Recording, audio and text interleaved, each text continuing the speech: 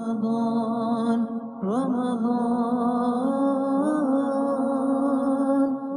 يا مرحبا يا مرحبا أهلا رمضان يا مرحبا يا مرحبا أهلا رمضان.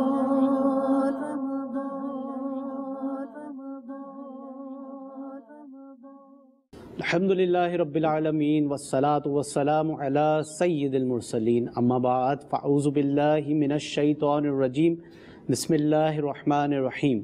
الصلاة والسلام علیک یا رسول اللہ، الصلاة والسلام علیک یا حبیب اللہ، الصلاة والسلام علیک یا نبی اللہ وعلی آلک واصحابک یا نور اللہ.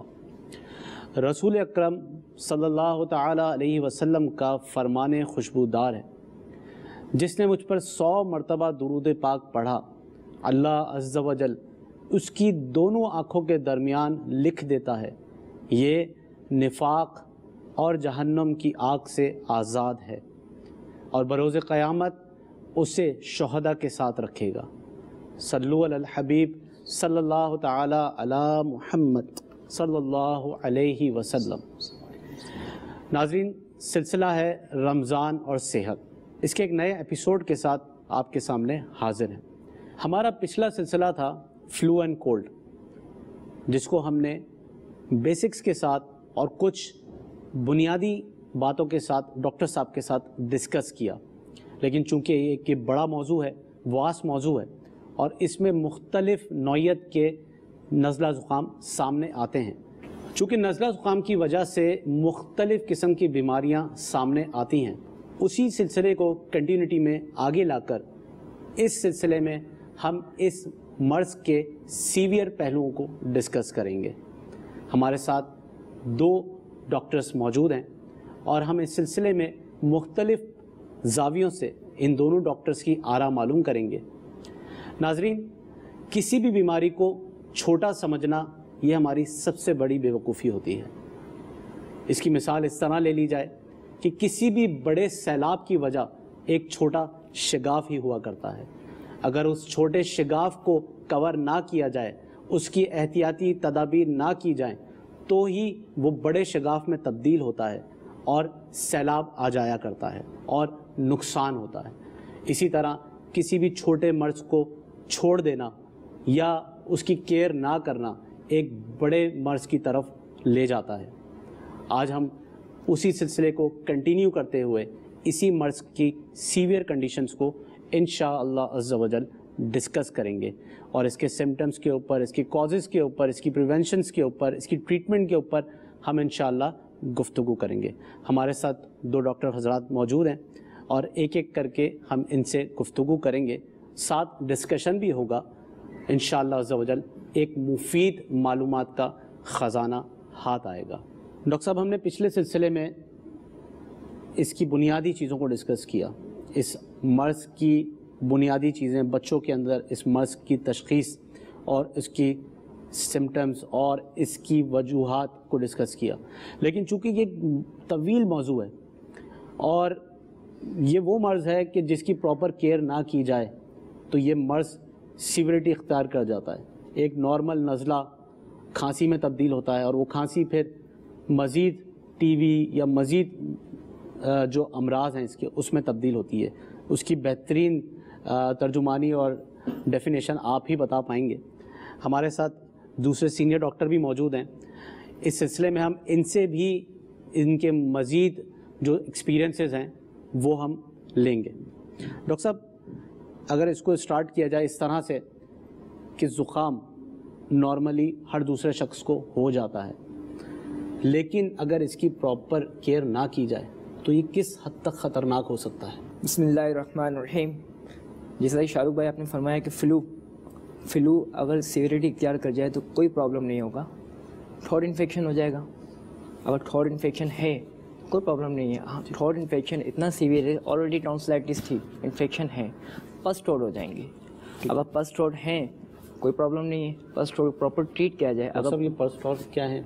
ٹانسلائٹس جو ہوتی ہے آپ کی، टॉन्सिल्स के ऊपर इन्फ्लेमेशन जो हो जाती है उसको टॉन्सिलाइटिस कहते हैं। ठीक है। ठीक है, टॉन्सिलाइटिस के ऊपर जितनी भी इन्फेक्शन हो जाता है, पस हो जाती है, अच्छा, पस आ जाती है, कहते हैं। ठीक है। अब उसको प्रॉपर ट्रीट ना किया जाए शाहरुख भाई, तो उसमें बहुत ज़्यादा हाई ग्रेड फीवर हो सकता है। ठीक है। पेशेंट हॉस्पिटलाइज हो सकता है। अगर पेशेंट हॉस्पिटलाइज होगा, लाजमी उसके एक्सपेंसेस बढ़ेंगे। अगर वो पहले से ही एंटी एलर्जिक ले लेता या कोई ऐसी ड्रग ले लेता जिसकी वजह से फ्लू इतना ना बढ़ता, टॉन्सिलाइटिस इन्फेक्शन वगैरह ना होता उनको, जी, तो ना जाए। अब कफ स्टार्ट होगी, लाजमी है, कफ होगी तो चेस्ट इन्फेक्शन होगा, चेस्ट इन्फेक्शन की तरफ जाएगा। अब ऐसा है कि कफ 14 डेज तक भी होती है नॉर्मली। अब पेशेंट इस माइंड में होता है कि मुझे कफ थी, नज़ला था, खांसी थी, इसकी वजह से कफ है। इस तरह 2 to 3 मंथ तक कफ रहती है। अच्छा। यहाँ तक कि हम मेडिकली कहते हैं कि 14 डेज 2 to 3 वीक्स के बाद आप अपना चेस्ट एक्सरे कराएं, आप किसी चेस्ट स्पेशलिस्ट को दिखाएं, ठीक है, ताकि प्रॉपर ट्रीट किया जाए, वरना पेशेंट ट्यूबरक्लोसिस की तरफ चला जाता है। ठीक है। तो जब ट्यूबरक्लोसिस की तरफ चला जाता है तो उसका proper treatment, first line treatment ना लिया जाए तो आपको पता है वो MDR है, प्रॉपर चेस्ट इन्फेक्शन है, फिर लंग्स एब्सेस है, बहुत सारी ऐसी प्रॉब्लम्स हो जाती हैं। स्टार्ट फ्लू से ही होना है, स्टार्ट फ्लू से होना है, फ्लू से ही होना है। उसकी केयर ना की तो फिर वो आपने मतलब केयर ना की, कुछ एहतियाती तदाबीर ना अपनाई, अपने खाने पीने में एहतियात ना करी, तो ही ये कफ की तरफ जाएगा और फिर थ्रोट इन्फेक्शन तो ये सारी चीज़ें होंगी। अपर से लोअर रिस्पिरेटरी ट्रैक्ट इन्फेक्शन हो जाएगा, ब्रोंकाइटिस हो जाएगा, फ्रेंजाइटिस हो जाएगा, बहुत सारी ऐसी प्रॉब्लम्स होती हैं जिसको प्रॉपर ट्रीट किया जाए तो कोई प्रॉब्लम नहीं होगा। टॉन्सिलाइटिस है, कोई प्रॉब्लम नहीं है, ऑपरेट है, सर्जरी है, सर्जरी करवा सकते हैं आप।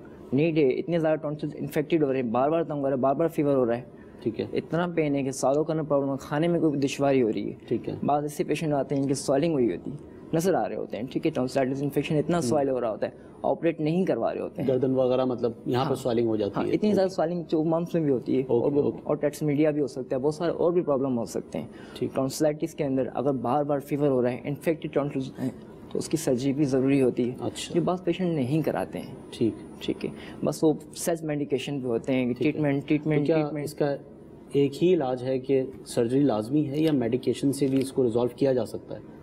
Surgery as per need, 40% population is going to surgery, ठीक है। Sometimes surgery is need, sometimes surgery is not need, ठीक है, ओके। डॉक्टर साहब, आपकी तरफ अगर मैं आता हूँ और इसी को कंटिन्यू करते हुए हम बात करते हैं, तो खांसी नॉर्मली बच्चों को भी हो जाती है, बड़ों को भी हो जाती है, और अब तो वैसे ही माह रमज़ान हमारे दरमियान मौजूद है, तो इसमें तो बेएहतियातियाँ बहुत ज़्यादा होती हैं। नॉर्मली दिन भर बंदा रोज़े से होता है, रात शाम को जब रोज़ा इफ्तार करते हैं तो ठंडे पानी का इस्तेमाल करते हैं, खांसी के बावजूद भी लोग प्यास की शिद्दत की वजह से ठंडा पानी पी लेते हैं। अब अगर खांसी लाक हो जाती है तो खांसी कितने दिन तक नॉर्मल सिचुएशन में होती है, या क्या उसको फौरी डॉक्टर को दिखाना लाजमी है, या कुछ प्रिवेंटिव आप रेमेडीज़ घर में ले लें या डॉक्टर को दिखाएं? तो इस पे आप क्या फरमाते हैं? बिस्मिल्लाहिर्रहमानिर्रहीम। खांसी जो है ना 2 टाइप की है, एक होती है ड्राई कफ, एक प्रोडक्टिव कफ, ठीक है। फ्लू के बाद जब खांसी होती है तो बलगम भी साथ आता है, हम इसको कहते हैं प्रोडक्टिव कफ। उसमें सीक्रेशन होती है या बिल्कुल ग्रीनिश बलगम आ रहा होता है, तो उसमें मेडिकेशन भी लाजमी है, डॉक्टर को दिखाना लाजमी है, ठीक है। उस नोयत की होगी या तो चेस्ट इन्फेक्शन बढ़ता जाएगा, हम नमूनिया की तरफ जा रहे होते हैं, उसमें नेबुलाइजेशन भी होती है, फिर चेस्ट एक्सरे तो लाजमी है। पहली बात तो पता चले जी अंदर हमारे अल्लाह रब्बुल इज़्ज़त ने हमारे लंग्स में भी एक लोब्स बनाए हुए हैं, ठीक है, उसमें इन्फेक्शन होता है, अपर लोअर सारा चल रहा होता है। और जो ड्राई कफ होती है वो ख़तरनाक होती है। इसमें ये होता है कि जी ड्राई कफ खुश खांसी नहीं जाती, वो एक दौरे नुमा होता है, ठीक है। उसमें भी हम जो है ना मेडिकेशन भी कवर करते हैं। सेल्फ मेडिकेशन इसमें ना करें, दवाई टाइम पे लें, डॉक्टर को प्रिपेयर विज़िट करें, और ये ज़्यादा अगर रही 1 महीना 2 महीना कफ नहीं जा रही तो हम ट्यूबरकुलोसिस की तरफ चले जाते हैं। उसमें हमारे जो लंग्स के लोबूल्स होते हैं, छोटे छोटे जो हमारे होते हैं, जिसमें हमारी इंस्पायरेशन सांस लेने का, कार्बन डाइऑक्साइड उसमें आता है, ऑक्सीजन हमारी बाहर आती है, उन दोनों से रिश्ते को निकलना और अंदर आने में हमारी लंग्स में जो स्वेलिंग आ जाती है, ब्रोंकाइटिस जिसे हम कहते हैं, उसकी वजह से जो है ना ये चीज़ें फिर पैचेस बन जाते हैं लंग्स में, फिर वो ही ज़ख़म बन जाते हैं, जिसे हम आम ज़बान में कह दें, फिर वो ट्यूबरकुलोसिस की तरफ आ जाता है बंदा। जितनी सीवियरिटी बढ़ती जाएगी उतनी जो है ना चीज़ें ख़राब होती जाएंगी। इनको स्टार्टिंग में ही फ्लू हुआ, आपने 3 दिन 4 दिन बाद जो है ना दवाई लेना शुरू कर देनी, एंटी एलर्जिक आपने स्टार्ट करनी है, कोशिश करनी है गला अगर ज़्यादा ख़राब रहता है फ़ौरन डॉक्टर को दिखाएं। आपको पहले दिन फीवर शुरू हो गया डॉक्टर के पास पहुँचे, ये हो जाता है फेरेंजाइटिस इन्फेक्शन, फिर आहिस्ता आहिस्ता फ्लू जो बढ़ता है तो बलगम जमा करता जाता है, उसमें सांस लेने में भी दुश्वारी होती है, तो इसमें मेडिकेशन सेल्फ मेडिकेशन नहीं करें, सेल्फ मेडिकेशन पे ना जाएं। हाँ, और माशाल्लाह रमज़ान मुबारक चल रहा है तो इसमें यह है कि हम जो जंक फूड ले रहे होते हैं या हमने समोसे भी लेने हैं, पकौड़े भी खाने हैं और उसके ऊपर हमने ठंडा पानी भी पीता है, मशरूब भी पीनी है, इससे अवॉइड करना चाहिए।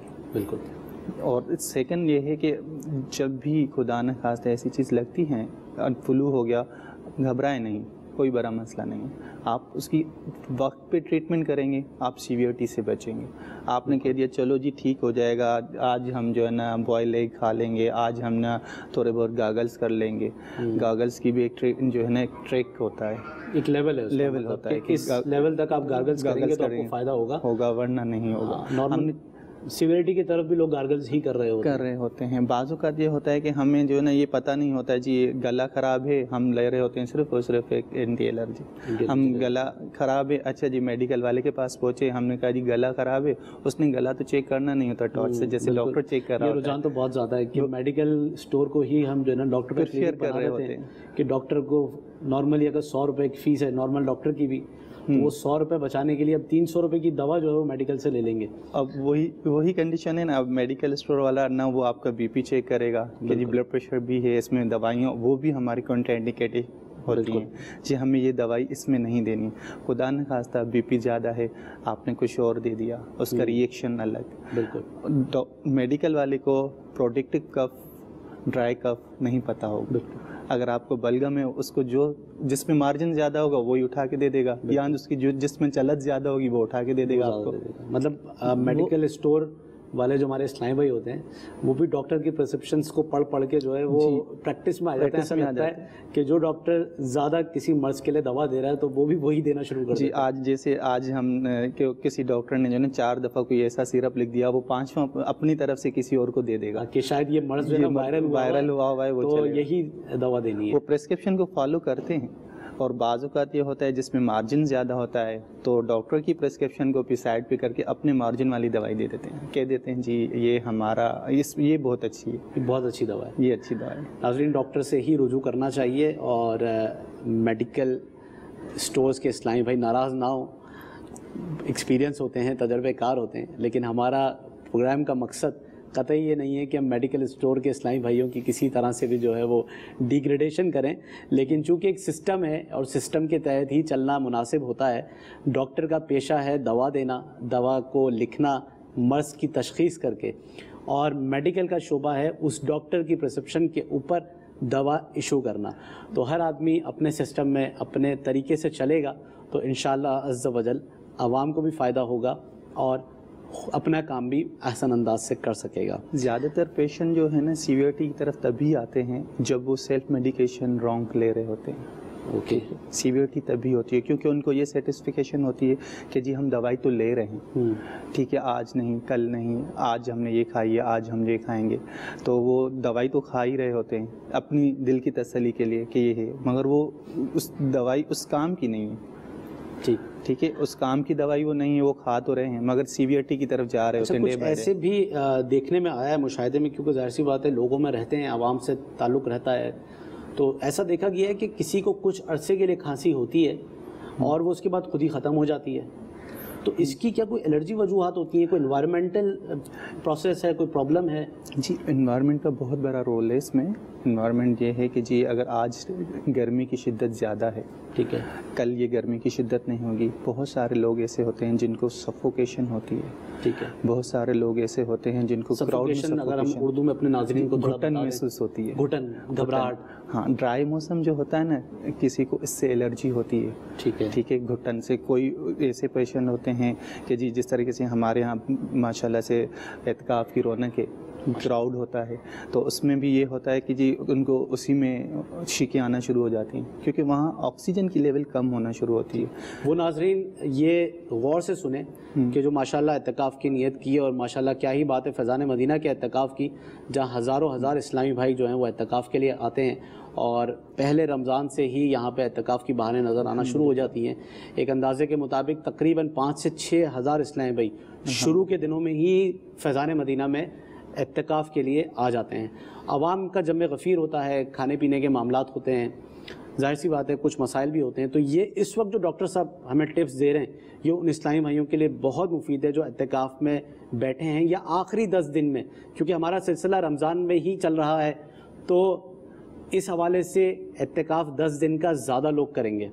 تو ان لوگوں کے لیے یہ ٹپس بہت کارآمد ہیں. چونکہ ابھی آخری عشرہ شروع نہیں ہوا تو یہ ٹپس آپ ضرور سنیں. جی ڈاکٹر صاحب. جو ایسے پیشنٹ ہو جن کو سائنس ہے، جن کی ایک ناک بند رہتی ہے، ہم عام زبان میں یہی کہیں گے کہ انفلیمیشن ہوتی ہے سافٹ ٹیشو کی ہے، تو ون سائڈ بند ہوئی، دوسری سائڈ بند ہوئی، اب ایک کراؤڈ میں آ گئی، اب وہ سانس کیسے لے؟ بالکل ناک کی ون سائڈ تو پہلے ہی بند ہے، ٹھیک ہے، اب وہ منہ کھولے گا، اب منہ سے سانس لینا ہے. ہم سانس ان 3 راستے ہیں، 2 یہاں سے، ناک کی 2 حصے ہیں، یہاں سے منہ سے کھولیں گے. اب وہاں پہ کراؤڈ اتنا ہے، رش زیادہ ہے، وضو خانے میں رش ہے، کیونکہ ہم تو بیٹھتے ہیں ماشاءاللہ افطاری پہ تو باہر سے بھی ساری چیزیں منگواتے ہیں، پھر کھانا بھی کھانا ہے، بریانی بھی کھانی ہے ماشاءاللہ سے، پھر تو معاملات آؤٹ ہی ہو جاتے ہیں. سیکریشن جب لعاب بنتا ہے نا وہ بھی خود بلوکیج لگاتا ہے. اچھا. کیونکہ جب ہم کھانسیں گے تو گلا صاف ہوتا ہے. بالکل. تو وہی بلغم وہ بھی بلوکیج کرتا ہے، یہاں سے ون سائڈ بنی. تو جلدی آپ نے اٹھنا ہے، جہاں کراؤڈ ہو کوشش کریں آرام آرام سے باہر نکلیں، سانس لمبے لمبے لیتے رہیں، ناک میں سے سانس لیں، منہ میں سے نکالیں، یہ آپ نے کھینچا باہر نکالا. یہ صبح کے وقت کیا جائے تو زیادہ بہترین بہتر نہ گرینش ایریا میں بہترین ہے.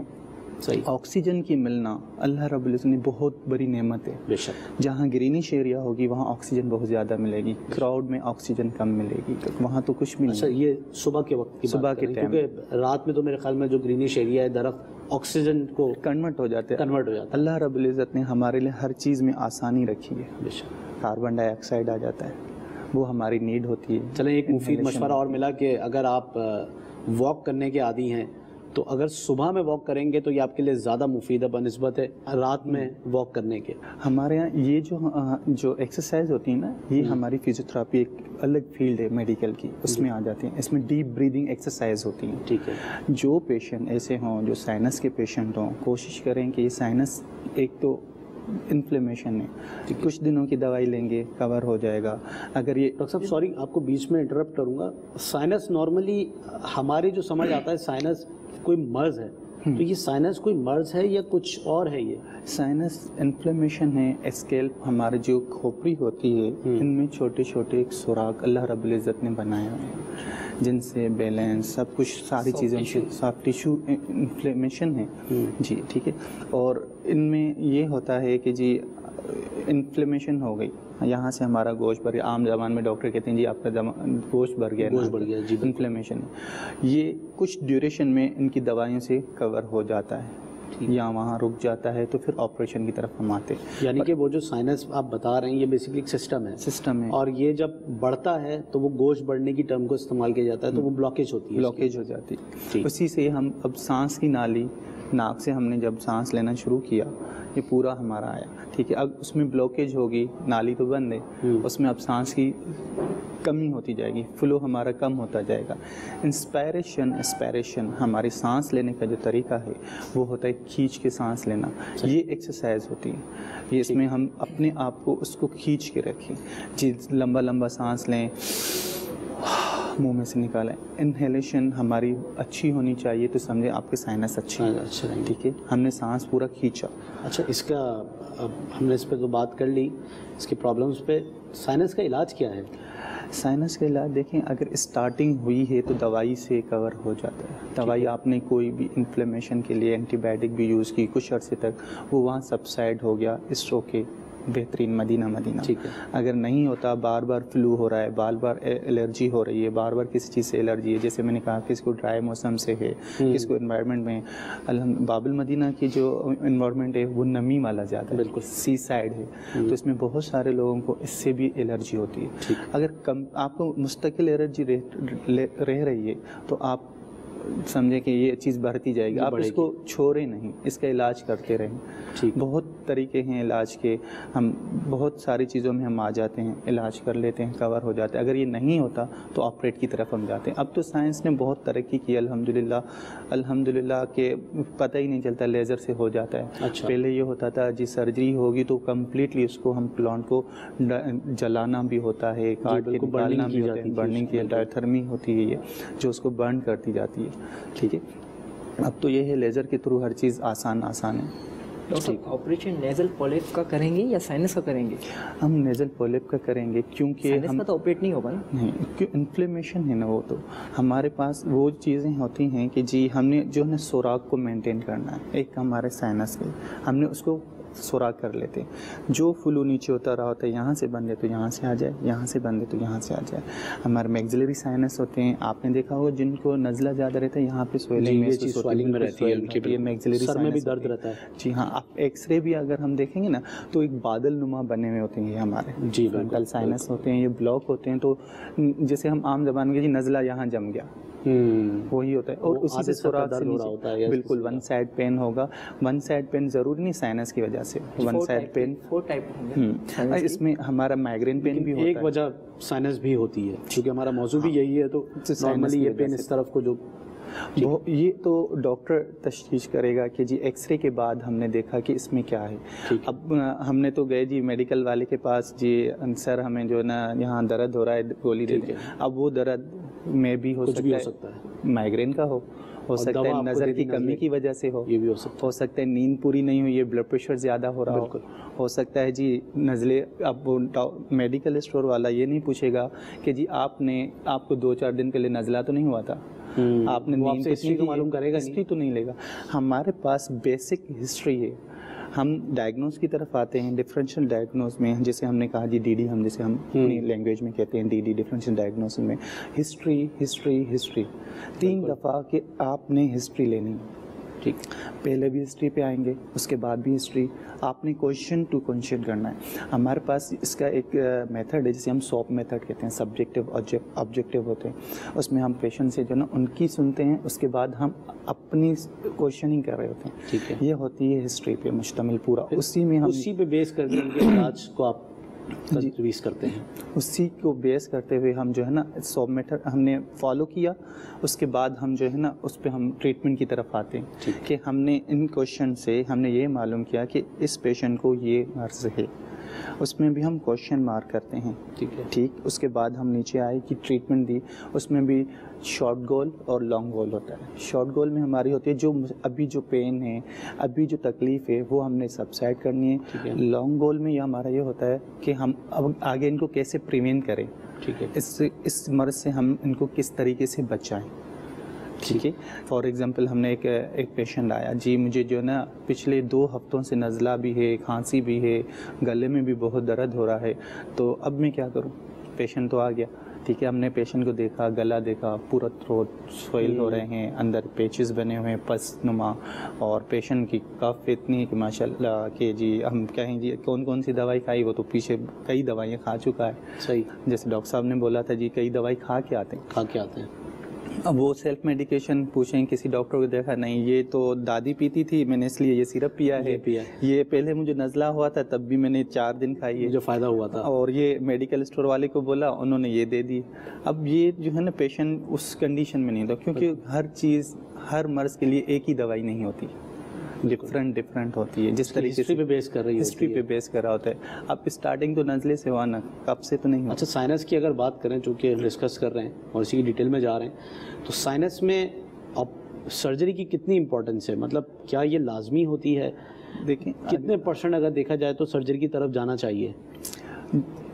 पेशेंट जो है ना सर्जरी की तरफ जब जाता है, जब वो सीवियरिटी की तरफ जाता है। ठीक है, हमारे यहाँ 2 फेज़ होते हैं, एक होता है एक्यूट, एक होता है क्रॉनिक। ایکیوٹ فیز وہ ہوتا ہے جو اسٹارٹنگ میں ہوتا ہے 2 ویک 3 ویکس 4 ویکس ہم اس تک پہنچ گئے. ٹھیک ہے. اس کے بعد وہ جب کرونک ہونا شروع ہو جاتا ہے نا, کرونک ہم کہتے ہیں کہ اب مرض یہ پرانا ہوتا جا رہا ہے, پھر ہم جو ہے نا پھر آ جاتے ہیں سرجری کی. اچھا, سرجری کے بعد بھی کچھ لوگوں کو دیکھا ہے, سرجری کے بعد تو فائدہ تو آبویسلی ہوتا ہی ہوتا ہے, لیکن کچھ سالوں کے بعد مطلب یہ مشاہدہ بھی رہا ہے, کیونکہ خود مجھے بھی سائنس کا مائنر پرابلم رہا ہے, لیکن وہ تھرو ٹریٹمنٹ ہی ریزالو ہو گیا تھا. لیکن چونکہ باب المدینہ میں ڈسٹ بہت زیادہ ہے اور دیکھا جائے تو ہر دوسرے یا تیسرے آدمی کو پرابلم رہتی ہے, تو سائنس کے آپریشن کے بعد کچھ سالوں کے بعد دوبارہ سے وہ چیز آ جاتی ہے, تو یہ کیا وجہ ہے اس کی؟ یہ ہوتی ہے ہماری کیئر نہ کرنا. ٹھیک ہے. آپریٹ ہوا, آپ اس چیز سے نکل آئے, اب اس کے بعد اس کی کچھ تدابیر ہوتی ہیں. بالکل. اب تدابیر اگر آپ فالو کریں گے تو آپ اس مرض سے بچتے رہیں گے. صحیح. اللہ رب العزت نے 2 جگہیں دی ہیں سانس لینے سے, ناک کے 2 حصے بنا دیے, ایک اگر ڈیمیج تو دوسرے سے کام چلتا رہے. اللہ رب العزت نے اسی طریقے سے 2 آنکھیں دی ہیں, 2 کان دیے ہیں, کڈنی لیور سب اس طریقے سے باقی چیزیں بھی اللہ رب العزت نے دی ہیں. ٹھیک ہے. اب ہم آگے آتے ہیں جی, آپریٹ تو ہو گیا, 1 سائڈ ہوا ہے, 1 سائڈ ہے, اب اس کو بھی بچانا ہے, اس کو بھی بچانا ہے. اس کے بچاؤ کے لیے جو ہے نا آپ کو اس چیز سے بچنا ہے کہ جس کے بیسک ہی نزلہ ہے, اس چیز سے بچنا ہے. آپ کو کسی چیز سے الرجی ہے, کسی کو خوشبو سے الرجی ہے, کسی کو ڈسٹ سے الرجی ہے, کسی کو جو ہے جی میں باہر جیسے ہی نکلتا ہوں دھوپ میں مجھے جو ہے نا چھینکیں آنا شروع ہو جاتی ہیں, ہم اے سی سے نکل کے باہر فوراً آتے ہیں تب بھی ہوتی ہیں. اور بہت سارے پیشنٹ ایسے ہیں جو ٹھنڈے پانی سے نہاتے ہیں, اب عادت بن گئی ہے اور بہت نقصان دہ ہے. ٹھنڈے پانی سے نہانے کے علاوہ تو کوئی صورت ہی نظر نہیں آتی. وارم واٹر, جہاں وارم واٹر ہے تو وہ بہترین, مطلب نیم گرم پانی اس کو ہم کہیں گے, بہت زیادہ گرم بھی نہ ہو, ٹھنڈا بھی نہ ہو, نیم گرم پانی ہو.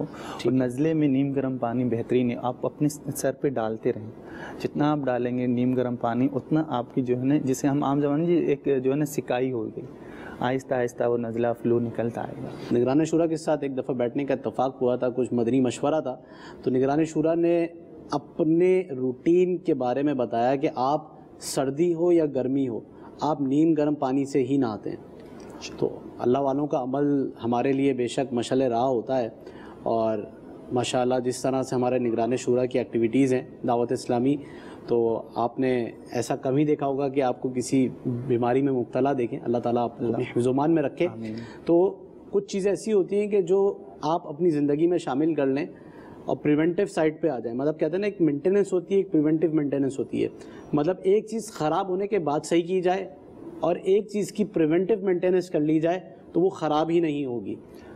ہمارے جسم میں ایک اللہ رب العزت نے ایک ایسا سسٹم بنایا ہے جسے ہم کہتے ہیں تھرمل ریگولیشن, جو باڈی ٹیمپریچر کو مینٹین کرتی ہے. جس پرسن نے ایک ہی چیز کو مینٹین کر کے رکھا نا وہ بہترین رہتا ہے. جیسے ماشاءاللہ جیسے آپ نے بتایا حاج صاحب کا, بہترین نیم گرم پانی ایک ایسی چیز ہے اللہ رب العزت جو ہے نا بہت ساری چیزوں سے بچا دیتا ہے. ٹھنڈا گرم, اب ٹھنڈا پانی آپ نے پیا گلا تو خراب ہونا ہے, آپ نے وارم واٹر لیا آپ کا گلا خراب نہیں ہوگا. آپ نے جی کھانا کھانے کے بعد بھی آپ نے یک ٹھنڈا پانی پیا, کولڈ ڈرنک پی لی, وارم واٹر. میں یہی پہ ایک مثال دینا چاہوں گا کیونکہ میرا اپنا ڈائریکٹ یہ تجربہ ہوا ہے. کسی وجہ سے ہمارے پڑوسی ملک چائنا سفر کرنے کا اتفاق ہوا تھا کئی سال پہلے. تو وہاں پہ جب ہم جہاں پہ گئے تھے تو ایئرپورٹ سے جب ہم پہنچے تو ہم نے ان سے پانی طلب کیا, تو پیاس لگی بھی تھی, حالانکہ موسم وہاں سرد ہی تھا. تو انہوں نے ڈائریکٹ ہمیں گرم پانی لا کر دیا پینے کے لیے. اب ہماری اپنی طبیعت میں ہے کہ یا تو سادہ پانی پئیں گے یا ٹھنڈا پانی پئیں گے جب کہیں سے تھکے ہوئے آئیں گے. تو جب انہوں نے گرم پانی دیا تو ہمیں بڑی بے چینی سی ہوئی کہ یار اتنے ہم تھکے ہوئے تھے, اتنی ہمیں پیاس لگ رہی تھی اور ہم گرم پانی پئیں. خیر ہم نے گرم پانی پی تو لیا, لیکن ہم نے ان سے اس کی شکایت کی کہ آپ نے ڈائریکٹ گرم پانی دے دیا. تو ایک چینی صاحب نے ہمیں جو ہے نا یہ بات بتائی کہ ان کی روٹین میں گرم پانی پینا ہے, اور شاید یہی وجہ ہے کہ اگر ہم گلوبلی محاسبہ کریں اور ریسرچ کریں تو بہت اسٹڈی ہیں اس پہ, یہ لوگ کم بیمار ہوتے ہیں, صحت مند ہوتے ہیں, فٹ رہتے ہیں اور ایک لمبی عمر تک اس پوزیشن میں فٹنس کے ساتھ چلتے ہیں. ان کے بوڑھوں کو بھی آپ دیکھیں گے تو وہ بہت چست ہوتے ہیں. ڈاکٹر صاحب آپ کی طرف دوبارہ آتے ہیں. کافی دیر سے ڈاکٹر صاحب کے ساتھ ڈسکشن چلتی رہی. چونکہ یہ سلسلہ ہم نے پہلا آپ ہی کے ساتھ کیا تھا تو کنٹینیوٹی میں اگر اس کی بات کریں تو اس کی پریونشن کے اوپر ہم جیسے بات کر رہے ہیں, ٹھیک ہے, تو سائنس کا آپریٹ ہونے کے بعد جیسے ڈاکٹر صاحب نے فرمایا کہ کیئر لازمی ہے, کیئر ہونا ضروری ہے. کیئر نہیں کریں گے تو وہ دوبارہ سے آپ کو ریپیٹ ہوگا. تو کیا کیئر کی جائے اس کے بعد؟ شروع پہلی بات تو یہ کہ آپریٹ سائنس کا نہیں کرتے ہم, پولیپس وغیرہ, نیزل پولیپس وغیرہ, نیزل پولیپس کا کرتے ہیں, ٹھیک ہے نا, اس کو آپریٹ کیا جائے. اگر سرجن اچھا ہے, اچھی طرح سرجری کی ہوئی ہے, ٹھیک ہے, تو بہت حد تک 5 سال 7 سال 10 سال بھی ریپیٹ نہیں ہوتا. ٹھیک ہے. ہمارے یہاں پہ اسپرے کا یوز ہے, جو مارکیٹ سے اسپرے ملتا ہے اٹھا کے اسپرے کرنا اسٹارٹ کر دیتے ہیں. یہ آپ اس کی بات کر رہے ہیں, ایئر فریشنر کی بات کر رہے ہیں؟ نیزل اسپرے کی بات کر رہا ہوں. اچھا, نیزل اسپرے کی بات کر رہے ہیں. میڈیکل اسٹور والے سے پرچیز کریں, تھوڑی ناک بند ہے, نیزل اسپرے کر لیا. ہمارے پاس جب پیشنٹ کلینک میں آتا ہے تو بہت سارے اسپرے بھی لاتا ہے. اچھا, ٹھیک ہے, ایک یہ بھی وجہ ہے. اب اس میں بہت سارے ایسے کیمیکلس ہوتے ہیں جس کی وجہ سے نا ریپیٹ ہوتا ہے. ٹھیک ہے, اور 40% پیشنٹس جاتے ہیں سرجری کرواتے ہیں اور 60% اس چکر میں نہیں کرواتے ہیں کہ ریپیٹ ہوگا. بھائی انہوں نے کرائی تھی, دوبارہ ہو گیا. جی بالکل, اسی خوف کی میں نے یہ سوال اسی وجہ سے ریپیٹ کیا کہ ہمارے ناظرین کے ذہن میں یہ بات ہوگی کہ کئی لوگوں کو یہ خوف لاحق ہوتا ہے کہ اس آپریٹ کے بعد دوبارہ ہونا ہے تو میں یہ کیوں کرواؤں. احتیاط اس میں لازمی ہے. احتیاط بہت زیادہ ضروری ہے. تو کیا احتیاطیں کی جائیں اس میں؟ یہ ڈاکٹر صاحب نے بہت اچھا ڈیٹیل میں بتایا کہ ٹھنڈا پانی نہیں پینا چاہیے. ٹھیک ہے نا, اس پہ یہ کہ آپ ماسک کا یوز کریں. اگر آپ ڈرائیو کر رہے ہیں, اگر آپ روڈ پہ واک کر رہے ہیں, کراچی میں تو واک کرنے جیسا بالکل بھی نہیں. ٹھیک ہے, آپ کو سائنس کا پیشنٹ, میرے پاس پیشنٹ آتے ہیں, میں کہتا ہوں واک کرنا ہے, تو پہلے تو کہتے ڈاکٹر صاحب واک کریں کہاں؟ اگر ہم واک کرنے کے لیے فٹ پاتھ پہ چلتے تو وہاں بھی بائک والا جا رہا ہوتا ہے. ہاں بالکل, وہاں ٹھیک ہے, مجھے الرجی ہے, میں واک کرتا ہوں, میں بیمار ہو جاتا ہوں. وہ کہاں کروں کراچی میں؟ ہر باب المدینہ میں واک کرنا تو ہے نہیں. اور ڈاکٹر صاحب نے بتایا کہ یہاں پہ جو ہے نا گرینش ہونی چاہیے, اس سے ہمیں fresh air. Greenish area doctor صاحب کراچی کے اندر باب المدینہ میں اتنی بلڈنگس ہیں, گارڈن کا ایریا ہے, جس طرح آپ خارادار ہے جہاں پہ ہماری رہائش ہے, ٹھیک ہے, وہاں پر کہاں سے لائیں؟ اگر وہاں پہ اویل نہیں ہے تو ہم فریش آکسیجن کیسے لیں؟ ڈاکٹر صاحب آپ کی بات بالکل صحیح ہے, کیونکہ ہمارے مرشد ماشاءاللہ نگاہوں کی حفاظت کا بھی کہتے ہیں. معاملہ یہی ہے کہ بچنا مشکل ہے, مگر یہ ہے کہ اگر آپ کے پاس جہاں رہائش ہے اوپر چھت ہے تو وہاں اپنے گھر میں پودے لگائیں. اگر آپ کے پاس بالکنی ہے, گیلری ہم جسے کہتے ہیں, وہاں آپ پودے لگائیں. انڈور آؤٹ ڈور پودے ہوتے ہیں, اندر بھی پودے لگا سکتے ہیں ہم, باہر بھی لگا سکتے ہیں. آپ کے گھر میں گرینش ایریا ہے تو آپ وہاں پہ بھی اپنے لیے ایکسرسائز کر سکتے ہیں. ایکسرسائز میں مراد یہ ہے کہ اگر آپ کے پاس تھوڑی سی جگہ بھی ہے تو وہاں آپ کرسی رکھیں یا کھڑے ہو جائیں, ڈیپ بریتھ ایکسرسائز کریں, اس سے آپ کو بہت فائدہ ہوگا. اگر اللہ رب العزت نے آپ کو ماشاءاللہ نوازا ہے, دیا ہے, تو آپ کوشش کریں بڑا گھر لیں, وہاں اپنے گھر میں چھوٹا سا گارڈن بنا لیں, وہاں آپ چہل قدمی بھی کریں, واک بھی کریں, وہ بہترین ہے. نہیں تو گھر کی چھت ایسی بنا لیں کہ وہاں پہ دھوپ بھی آپ کو میسر ملے گی, آپ کو گرینش ایریا ہو, پودوں کا بہترین ہے. گرینش ایریا گھر میں آپ بنائیں, کیونکہ بچے جو ہوتے ہیں بچوں کو بھی ضرورت ہے, آکسیجن تازہ ہوگی, انڈور آؤٹ ڈور آکسیجن ہونی چاہیے. باب المدینہ میں ڈاکٹر صاحب اگر دیکھا جائے تو زیادہ تر فلیٹس کا رجحان ہے. پورے ایریاز جو ہیں وہ فلیٹ سے ڈھکے ہوئے ہیں. مطلب وہاں پہ کئی فلیٹس تو ایسے ہیں کہ ہوا کا پراپر گزر بھی نہیں ہے, تو دھوپ کی روشنی تو دور کی بات ہے. تو وہاں کیا پھر مطلب ایسی چیز کی جائے کہ تھوڑا سا اپنا تھوڑی سی بھی گیلری ہے نا, آپ وہاں گرینش ایریا بنائیں, آپ پودے لگائیں. آؤٹ ڈور جو ہوتے ہیں نا وہ آپ دھوپ پہ چلتے ہیں, ٹھیک ہے, اور جو انڈور ہوتے ہیں وہ بغیر دھوپ پہ بھی پودے چل رہے بھی ہوتے ہیں کہ جو انڈور ہوتے ہیں. آپ کو گرینش ایریا رکھیں, کیونکہ ہم میں آپ باہر نکل جائیں, اسلام بینیں باہر کیسے نکلیں؟ بالکل. پر زندگی جو ہے نا گرینش سے ہے, یہ یاد کر لیں. آکسیجن ہے تو سب کچھ ہے. بیسک ہماری آکسیجن ہے, ہوا, گیس, پانی, ٹھیک ہے. اگر آپ کے پاس گرینش ایریا نہیں, گرینش ایریا کا اہتمام کریں. گھر میں بھی آپ لگا سکتے ہیں, بالکنی ہے, چھوٹا سا گھر ہی کیوں نہ ہو, آپ نے اگر 5 پودے بھی گھر میں لگا دیے تو ماشاءاللہ بہت خوبصورت بھی ہوگا, آکسیجن بھی ہوگی. اور اس کی کیئر کریں. کیئر یہ ہے اس کو ٹائم پہ پانی دیں, دیکھیں نیچے کوئی ایسے جانور تو نہیں ہے, تو ان کی صفائی آپ رکھیں گے تو ماشاءاللہ مدینہ مدینہ رہے گا. ڈاکٹر صاحب جو گھر میں فالتو جانور جو پائے جاتے ہیں, ٹھیک ہے, بلی ہے, ٹھیک ہے, کیٹ وغیرہ ہے, ڈاگس وغیرہ جس طرح کے ہوتے ہیں, اس سے بھی الرجی ایک بہت بڑی وجہ ہے. تو آج کل دنیا بھر میں اگر دیکھا جائے تو یہ ایک فیشن کی صورت اختیار کر چکا ہے, بلیاں پالنا اور ان کی کتے وغیرہ پالنا. یا برڈز وغیرہ، یہ تو بہت عام ہے باب المدینہ میں بھی اور کئی جگہوں پہ کہ گھر میں ہی بالکونی میں جو ہے وہ کیجز بنائے ہوئے ہوتے ہیں، پنجرے ہوتے ہیں، اور اس میں کئی قسم کی برڈز ہوتی ہیں. اب جب وہ پرندے ہیں تو پرندے گندگی بھی کرتے ہیں، ان کے اپنے پر وغیرہ اڑتے ہیں، تو یہ تو آپ بڑا عام سا ہے. تو اس سے کس طرح سے بچا جائے؟ اب شوق بھی ہے کہ میں نے پرندہ پالنا ہے اور ریکوائرمنٹ بھی یہ بندہ پوری کر رہا ہے، تو پھر کس طرح بچیں؟ اب جیسے آپ آؤٹ آف کنٹری جاتے ہیں وہاں پہ گھر میں کیٹ رکھنے یا پراپر ویکسینیٹ کرایا جاتا ہے. اچھا، یعنی کہ جانوروں کو بھی ویکسینیٹ کرایا پیٹس کی بھی جو ہے ویکسینیشن ہوتی ہے. بالکل. اگر آپ پرندے رکھ رہے ہیں اس میں بھی وہ لوگ سیفٹی پروفائل ہوتا ہے ان کے پاس. آپ سیفٹی کیسے کریں گے، بچوں کو کتنا ڈسٹینس پہ رکھیں گے، کتنا دور رکھیں گے، ٹھیک ہے، بچے اس کے قریب کتنا جائیں گے، ٹھیک ہے. اب آپ پہلے تو یہ کہ آپ کا بچہ ویکسینیٹ ہوا ہے کہ نہیں ہوا. ہمارے یہاں پر ویکسینیشن پراپر نہیں لی جاتی اس میں، ٹھیک ہے نا، پراپر ویکسینیشن. ڈاکٹر صاحب اس میں برڈ فلو بھی بہت یہاں عام ہوا تھا باب المدینہ میں. برڈ فلو یہ ہو کہ پرندوں سے نزلہ، بہت سارے ایسے لوگ بھی پائے جاتے ہیں جو ایسے جانور بھی گھر میں پال رہتے ہیں جو اپنی جان کے لیے خطرہ آور ہوتے ہیں. بہت خطرہ ہوتا ہے. ڈاگس کی ویکسینیٹ نہیں، ان کی ویکسینیشن کیسے ہوگی؟ اس کے بغیر آپ رکھ نہیں سکتے.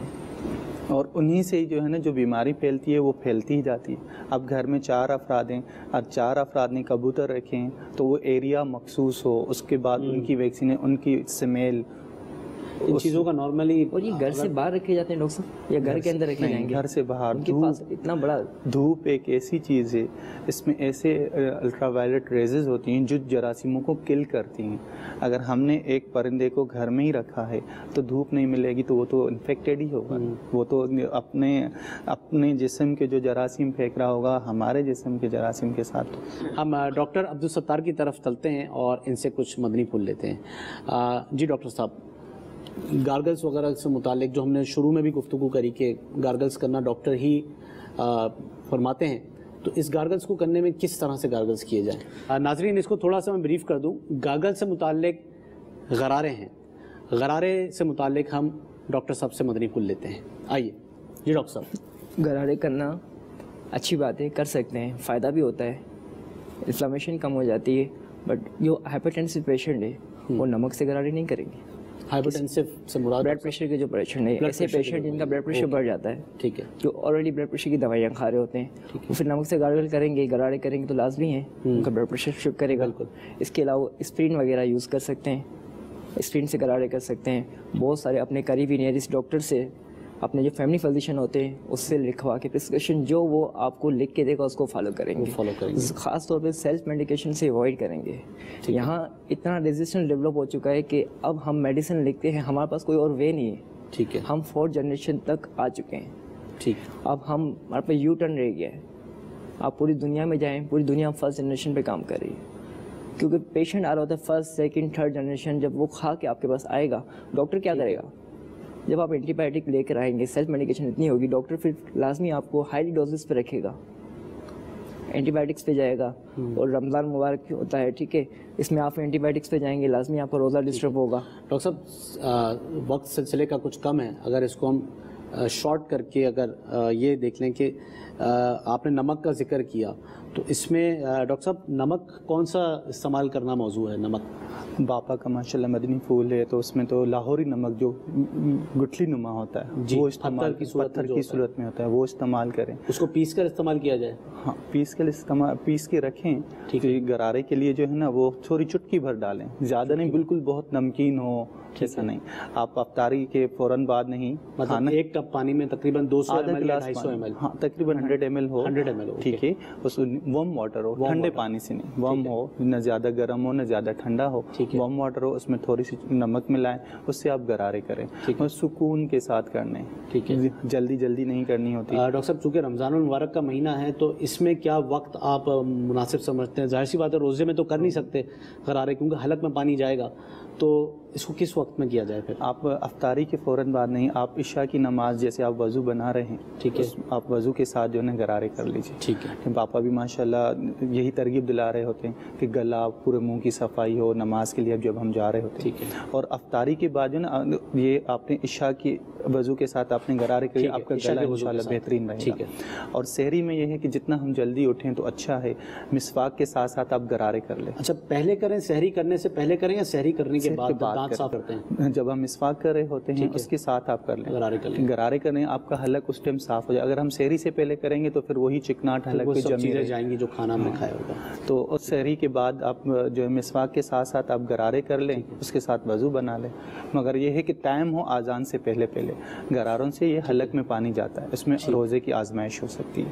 صلو علی الحبیب صلی اللہ تعالیٰ علی محمد. ماشاء اللہ عز و جل. مدنی چینل کے ناظرین، آپ نے دیکھا ہمارے دونوں ڈاکٹر حضرات نے ہمیں مفید معلومات سے نوازا. ایسے ہی پیارے پیارے سلسلے جس میں دنیا اور آخرت کی بھلائیاں ہماری چھپی ہوئی ہیں مدنی چینل پیش کرتا رہتا ہے. تو آپ سب سے مدنی التجا ہے کہ اپنی دنیا اور آخرت کی بھلائیوں کے لیے مدنی چینل دیکھتے رہیے. صلو علی الحبیب صلی اللہ تعالی علی محمد صلی اللہ علیہ وسلم. رمضان